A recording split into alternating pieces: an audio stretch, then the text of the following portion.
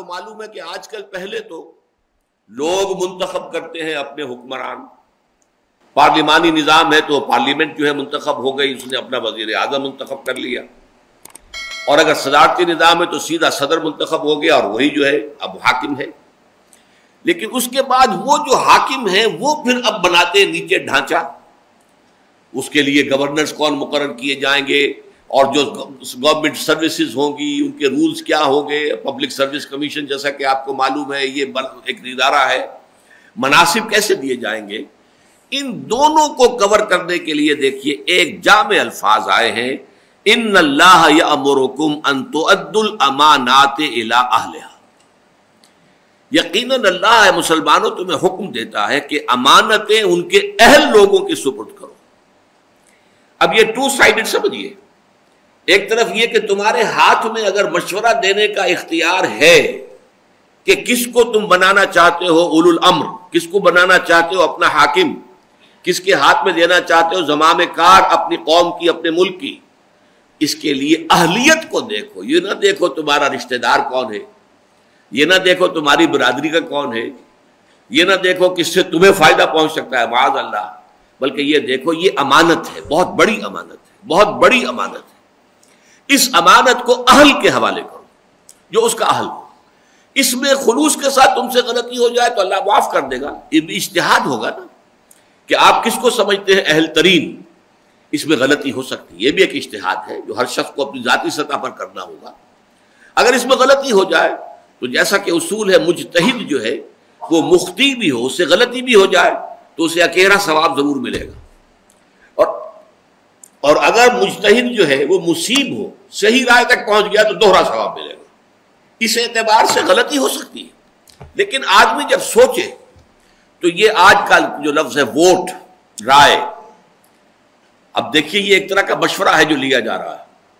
اور یہی لفظ حدیث میں آیا ہے المستشار مؤتمن،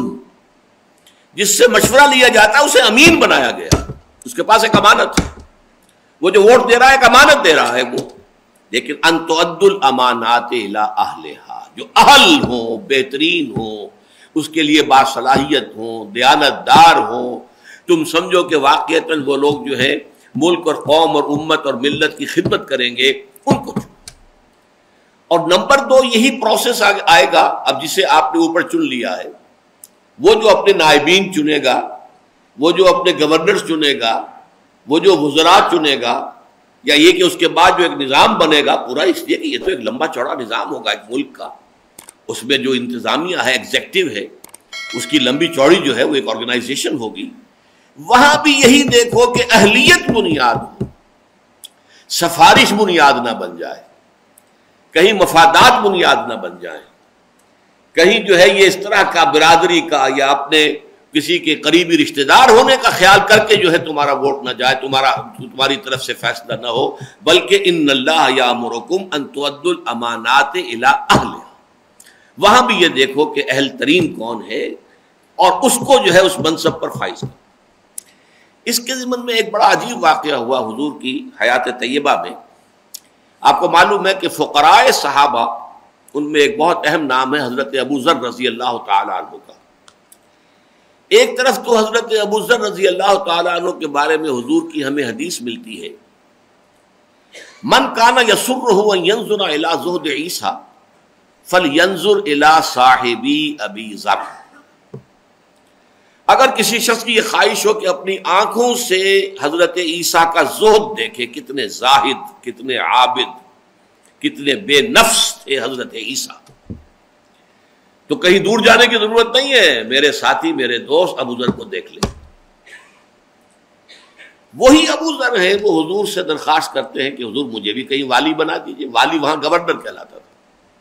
یہ والی کوفہ ہیں، یہ والی شام ہیں، یہ والی مصر ہیں، یہ والی یمن ہیں، عامل بھی انہیں کہا جاتا تھا، والی بھی۔ تو حضرت ابو ذر نے بھی درخواست کی کہ آپ نے فلاں فلاں کو یہ عہدے دیے ہیں، ذمہ داریاں دی ہیں،